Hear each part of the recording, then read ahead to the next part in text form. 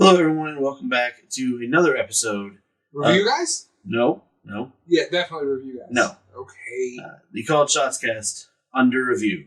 Okay. This time we are reviewing an indie game called Babies and Broadswords by Even Footing Games. We were provided this game in exchange for this review, so let's get into it. Now, this is a very simple game to learn and play. All you need is 1d6. There's 6 classes, which we'll get into a little bit later. No level ups, no really change anything, no long-term things. It's basically just a string of one-shots that you kind of play as needed, and it's usually pretty quick, especially character creation. There's a number of different factors to character creation, which we get into as we go along as well. But they're really simple to find out. You got your big 3 as your main stats. You got precociousness, cuteness, and adventurousness. And those basically line up to set up everything for all the skills that you have for these skill challenges throughout the game. And they are tied into certain different classes. They're primary. You have your 3 main stats under the standard rules. It's 5, 3, and 2 is what you put into your stats based on your primary stat gets the 5, then you pick between the others to see how you want to play yourself out, and build your skills. So we're going to move along a little more into that. Let's go. So you also end up picking quirks, perks, and knacks. A quirk is kind of like just a little bit of flavor that you can add to your baby. Stuff like sucking your thumb, picking your nose, if you have the like Mike does, grabby hands. Don't stop it. What? It's the best one. It's not. It is the best always the one. best. It's the grabby hands. It's also great as an adult. So it's a way to like flesh out your character, your baby, into a more full character with personality. Next is quirks. I believe that's what I said after. Perks. Perks, yeah, perks. Perks are you can pick from a long list of them, and what they do is they give you a bonus to your skill checks. So stuff like beefy, brainy. I'm trying to think of some other ones that were there that are skipping my mind right now. Nerdy, yeah. Cool. That was another one. I forget there was one really cool one that I couldn't think. I can't remember what the name was. Someone's cooler than cool. Yeah, cooler than cool. Ice Cold. That's not one of them. But this just gives you an extra bonus to when you're rolling. Michelle Pfeiffer. Nice. An extra bonus to what you're rolling in your skills. And lastly, for my part, is knacks. And these were really cool because it was like general feats that your babies can take. You can use some of them. I think you can use them all once per session. They're per nap, basically. Okay, per nap or break, yeah. And what these were very individually wrapped to your character. So, like, mine, I forget what it was called, but like I was a bouncing baby, so I can spend a cookie, which is the currency that you use for the game, and I can take half damage. I think there was one, it was called the Fartful Dodger. Yeah. And that is you fart and dodge an attack, I believe it was, something like that. Really cool list, long list too. I was surprised. It was Pretty fleshed out. Yeah, fleshed out. So yeah, you pick one. I believe you pick one of each. Then knacks you can gain more of as you play. Yeah, like a reward system. Yeah, really cool stuff there.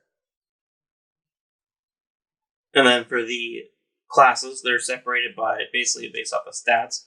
You got the adventurousness, which goes with the punchy kicker, which is like a monk. Yeah. Ish class. The barbarian, typically, and the That one was easy for. that's the one I played. That was that it for that one? Yeah. Mm-hmm. And then precociousness had the warlock, which is your standard warlock, basically, but a baby, and the sorcerer. That's actually what I played. Yeah, with the Thor. And then there was cuteness, which had the kicky pants, or no, the sneaky pants, which my Jay played. character. Yeah, with Mommy's little helper, cleric, healer. I think we're like a bard. Ish bard. Yeah, bard. Yeah, I don't know how we didn't really get into any healing in there. None of us really got that hurt. No, I did. I got fucked up. You didn't get put in timeout though. No. which is like basically close. It's like the equivalent of getting like knocked unconscious, where you just leave for 5 minutes or a time set by the. That's actually one of the cool parts. Is the storyteller, the babysitter. Babysitter makes you leave for the 5 minutes. You don't sit at the table. You have to leave the table, which I thought was really cool. And you don't get any loot or experience during that time either, or anything that big. Well, you don't really get experience anyway. There's no levels. I thought it said experience in the thing. No, you get gold stars and cookies. Maybe it's a loot and currency. I don't know if that's something. Currency. Yeah. But yeah, so general way that the game goes, you have your storyteller, which is a game master in many other games that are out there. I think they're storyteller for some. Basically, the person running the game. In this case, is a babysitter. Mm-hmm. And you've got your babies. And everything is set up kind of like it's basically all just one-shots. You set something up.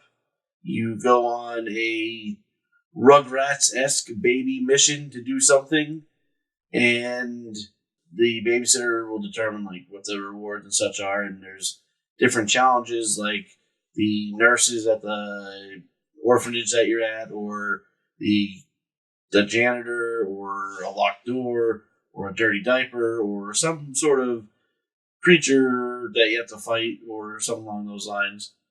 And basically you just go on a little mini adventure and get back in time without getting caught and getting put in timeout. It's pretty much the way the game works. Super quick, super simple.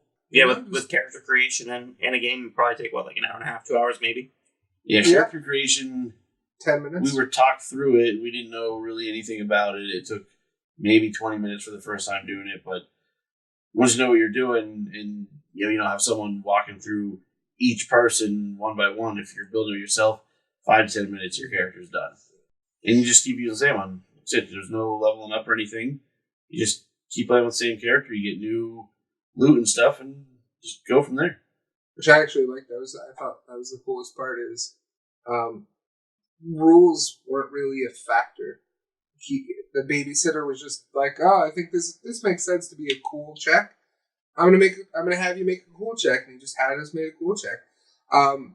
Just being able to pick up, not having to worry about leveling up or continuing a story, I thought just is really nifty of a system. And also, I was able to just do whatever I wanted. I didn't have to worry about my class or my baby, like anything about that. I could just do what I want.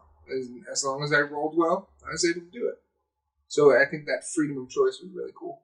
Yeah, very freeform game, very open. And try to figure out something you want to do or want to be able to do. And it doesn't have to be a specific rule set in stone for it. The babysitter will figure out however that ties in and give you the skill check you need to do and go from there. Which, one of the things I really enjoyed about the game, personally, I found it extremely fun. And I'd say a positive experience overall. It's definitely worth looking into. Mm-hmm. So I will give a 2 thumbs sucked for my rating. Nice. I was going to try to come up with something more clever than that, but I don't think I got anything. I will give it no dirty diapers because that would be a bad rating. And I give this also 2 thumbs up. I'm not going to steal your thing. It's cool. 2 thumbs up. I thought it was great. I really enjoyed it.